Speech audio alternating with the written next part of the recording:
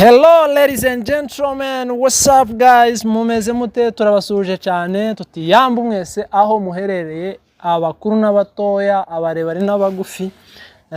Umugabo mwaherutse kutubwiriza atubwira ngo ni nubwo uri mugufi ngo Imana iragukunda ngo kandi ngo kwitayeho. Nuko dutangiye rero tubasuhuza tubaha n'ikaze kugira ngo mubane natwe. Hanyuma rero tudatinze, muri kubona ko turi kumwe n'umutumigwa cyo bita ngo ni Mugeni Maalum. Reka tugire ikiganiro gitoya nawe, twari tumaze igihe tumwifuza. Bityo rero tubahaye ikaze mwese kugira ngo mubane natwe, mudukurikire, mukore ibyo tubasaba buri munsi. Ubwo murabizi nta bindi ni ibyo nyine. Nuko bityo rero reka dutangire tumuha ikaze, hanyuma rero atwibwire twinjire mu kiganiro cyacu. Murakoze. Nitwera Eric, ndi ku kazi Rwego Semavuta stabilisateur. Abankora rubundi ku kinyamakuru citwa Ishenyi TV show. Kufite amazina menshi wa? Amazina se ko atarayibura. Amazina se ko atarayibura. Ashaka ngumara amazina y'abandi bantu bose. Bazaze saranganye twitwe tuzabe bamazina. Haro ukwemera ko musangira amazina? Tuzabe bamazina. Ejo arumpete nabonye bakunze izina rya Semavuta. Ubucengiro cyambona arishize ko nuze yiwe kuri kujya umuntu azafungura WhatsApp kayifungura yayisizina ayifungura yisese amavuta. Agomba gutanga umusanzu. Navuga ngo welcome to Semavuta. Agomba gutanga umusanzu ntiyo twari izina gutyo gusa. Azaza yishura kwezi ni kibanza.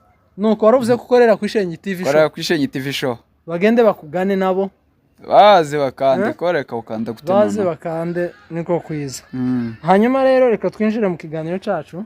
Dufite aga content yano kamaze igihe gakogwa n'abandi bantu benshi. Ariko natwe twakeneye kugakora. Twe bande se tutogakora. Nitwe ba Rodase.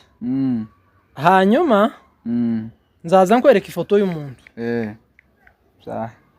Noneho nusanga umuzi umuvugeho ibintu bitatu. Nzaza mba mbifite. Cyangwa nubibura tumutambuke. Nubona uvuga na bine nta kibazo kurenzaho kamwe ntacyo bitwaye. Hanyuma rero umuntu wa mbere uri tayari? Tayari. Uri tayari? Ufite amavuta yose? Bitigo nobura amavuta. Umuntu wa mbere n'uyu. Umuntu wa mbere Dr. Bey. Dr. Ubushize ubushize ari nahandi namuvuze. Nubundi ndashari around aho hafi. Sindaje kure. Dr. ni inshuti yanje. Yego. Muri Rucece. Rucece.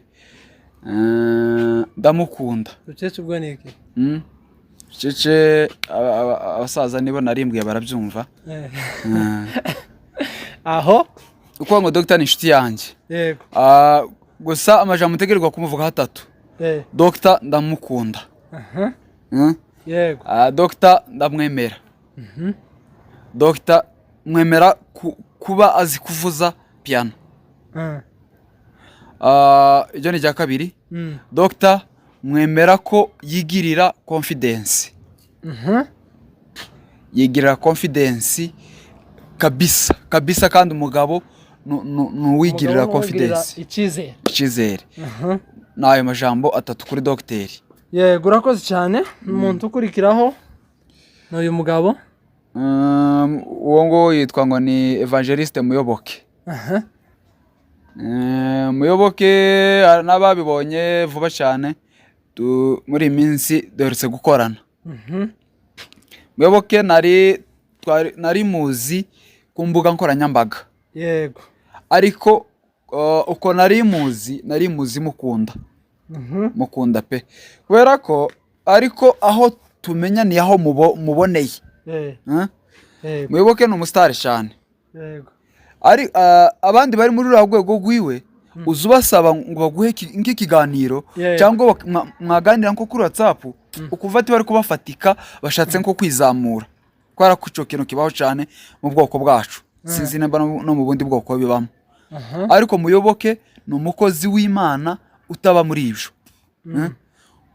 Ni ukuvuga ngo nk'amavuta yanje n'ayiwe tuba tuganira nk'abantu bangana kandi yisanzuye kabisa. ni umu evangeliste uzi gukora icyo ni n'umuhanga icyo yahamagariwe, kandi ni umuntu uzi Bibiliya ku rwego ruri hejuru. yego rero ni umuntu uzi kwicisha bugufi. Nubwo hari abashobora kuba boshye intege kubera ko warumvise narabimubajije mu kiganiro twakoranye, ariko ni ukuvuga ngo iwe yambwiye ko nk'ibi abantu bashobora kuba boca intege nyine ivugabutumwa agiye, ntabwo ari ryo vugabutumwa. Ivugabutumwa niwe n'umutima n'ibyo bari kuganiriza abantu. Ni umukozi w'Imana nemera. yego umuntu ugira gatatu nguyu hano. umuntu ugira gatatu uwo ngo yitwa ngo ni Elizabeth. Elizabeth nawe ni umukozi w'Imana. yego umukozi w'Imana ukorera Imana atitaye ku bicantege. Kubera ko hari nawe duherutse gukorana ikiganiro.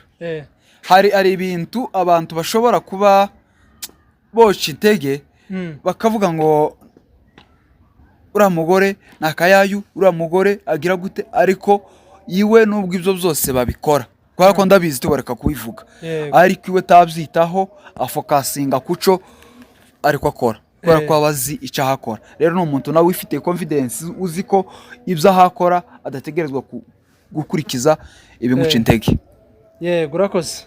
umuntu ugira kane ni uyu tuza kugira ari Izuba Trezor.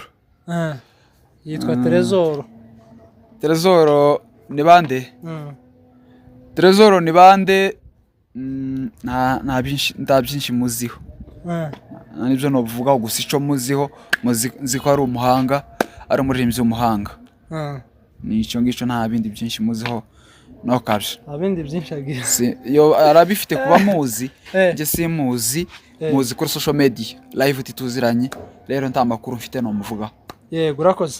umuntu ukurikira ho nguyu umuntu Nyamwiza w'Amasimba TV show. Nyamwiza w'Amasimba ndamukunda kubera ko nawe kariyeri yiwe icyo akora agikora ashikamye, agikora atanga amabwiriza, batabyumva akabaha ba nyina. yego rero kuba bikora kandi abafite nawe ibicantege byinshi, bakamutuka kubera ko urebye nko muri komenti ze baza bamutuka, ariko ntacyo biba bimubwiye kubera ko iwo icyo aba yitayeho ni kujya umusaza Dr. B yavuze ngo iwe ngo atazayita kuri feedback mbi, ngo gusa icyo aba ahanganye naco ngo nuko message aba yatanze yashitse iri kwija. rero na Nyamwiza atazayita kuri zo feedback mbi, aba nuko gusa abazi ko abo bamututse. Azavuga ngo iyo uteye uzutera ibuye mu gahuru, ibwejuye niyo riba ryakomye.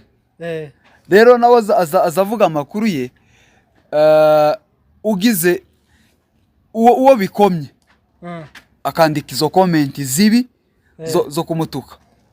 rero niyo mpamvu icyo aba yavuze kiba cageze iyo cagiye. ndamukunda cyane kandi ndanamwemera bifatitse byanyabyo pe.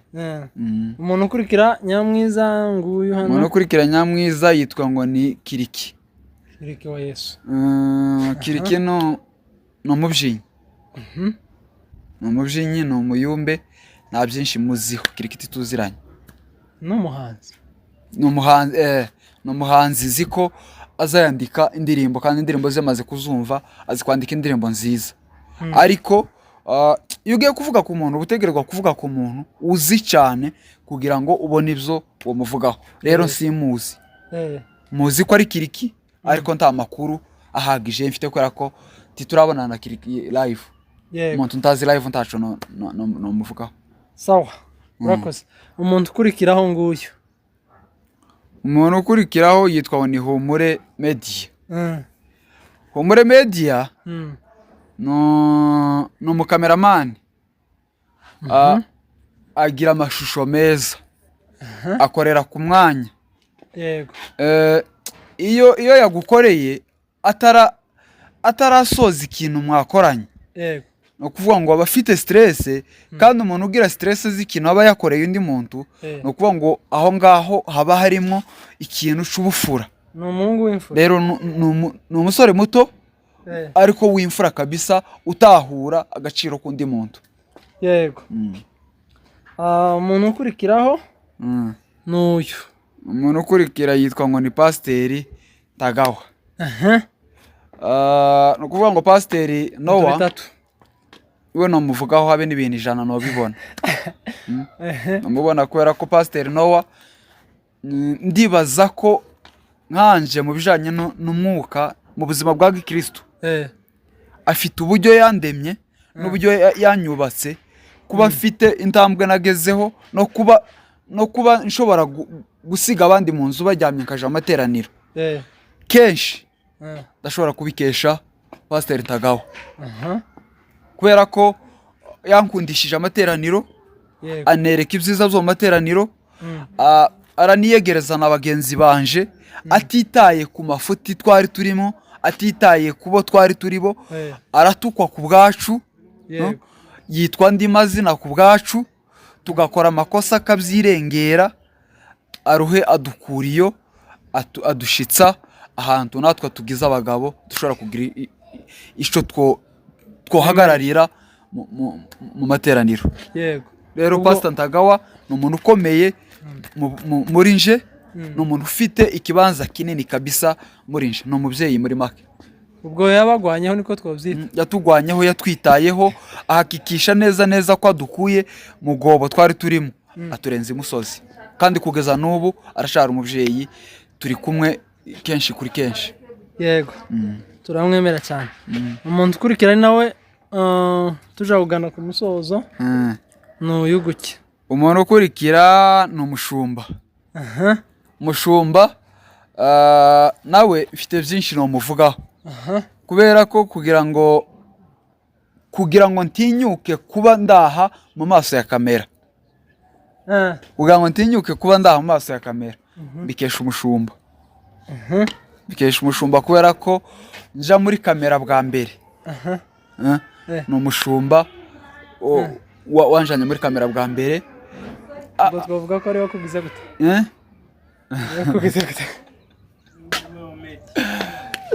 nuko rero umushumba ni umuntu ukomeye muri nje, kubera ko niwe wantinyuye media, kubera ko kugeza kuri ubu hari abantu benshi bakikubwira ngo se yuja muri kamera akavuga iki. umunsi ubushumba hanjana bwa mbere twari hakujyaga Idurayi ku rusengero rwa Ririze, twari dusoje gukora igitaramo Kingeri yakoranye na channel yitwa ngo ni JG, yari hakujya ndabibona Idurayi y'umucuranzi witwa ngo ni pianiste Jacques. twari dusoje, yarasoje icyo gitaramo, nibwo bwa mbere rero nagiye mu maso ya kamera, umushumba aranyinginga akamwanza nsubiza ibyo ahambaza, kumva arambaza ibikindi, nkabaza ngo se turavuga iki, arabwa ngo ninza arambaza, ariko bwa mbere turakorana, bwa mbere mu kamera zitera ubwoba, biteye ubwoba, icuya kirandenga, n'ubundi cyandenze hari izuba ryinshi. nimba nawe nzakuvuga ko waje ariko umushumba ni umuntu ukomeye. yari muri iki cyumweru gishize nibwo twari ko tubiganira nawe, ariko ambwira ukuntu amaze kuba namaze gutinyuka kamera, amaze kugira iki, ariko akambwira ngo urabizi ko ari mu mavuta ya wewe watangiriye ahantu heza. akambwira ngo ndabizi ko amavuta ari ayawe kabisa, niwe wantinyuye kamera. sawa, urakoze. kuba hasigaye abantu babiri tugahita dusoza. umuntu ukurikira bamwita ngo ni Kakota. Kakota Kakota ni inshuti yanje. Kakota twarakuranye. Kakota mukunda nawe ko yigirira confidence, yigirira icyizere gikomeye, kuba ngo muri biriya bintu bye yaciwe intege kenshi, kandi bikagenda bivamo utuntu tw'udukosa, ariko akama byima amatwi akaziba amatwi amuca intege agakomeza n'ibyo iwe azi ko afite ari cyo afite kugeraho. Kakota ni umuntu w'umugabo kandi kuri ubu ni umuntu ufite channel yiwe ihagaze neza iri kwikora neza. Kakota ni umuntu w'umugabo ndamwemera kandi ndamukunda n'inshuti. Yego. Hanyuma dufite undi muntu tujya ku musozo wo munsi kabisa uheka. Umuntu wo munsi uheka yitwa ngo ni Ishenyi. Irakiza Eric ndi ku kazi Rubego Semavuta. Umugabo kabisa wigirira confidence. Yego.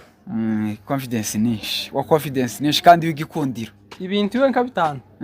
Ibintu nka bitanu. Ni umuntu uvuga ibintu byahagazeho. Ni umuntu uba ufite ibimuca intege byinshi kubera ko content yiwe hari abaza bayica intege. Akabima amatwi. Ni umuntu uri smart. Smart. Ni umuntu usa neza mwiza. Muzani numva muri kino kire mikino bazabyita ngo ni umuhandi Sam kubera ko ariko iyo bija ku iyo bija bwo kugira zano numva handi Sam kumva itaryoshe cyane itaryoshe cyane nka ntuzi nka Murembo. Mbese bazabiciri kure no kwa ngo n'abahungu bakagombye kubita Barembo. Abahungu bazabita Barembo bakagombye kubita Barembo ko ari umuhungu uzuwa mwiza ukabara ukuntu uwo muvuga wavuga handi Sam kumva tabure n'ubwi. Ariko umenye ko umuhandi Sam ko ariko bazabyita namwe maraza kubikura umuhandi Sam bigire Murembo umenye ko ari mwiza cyane. Sawa nanone kubera umwanya reka dusoze tugushimira. Wakoze kutwitaba n'ubutaha nitugukenera uzatwita. Yego. Murakoze cyane. Asante sana. Yego.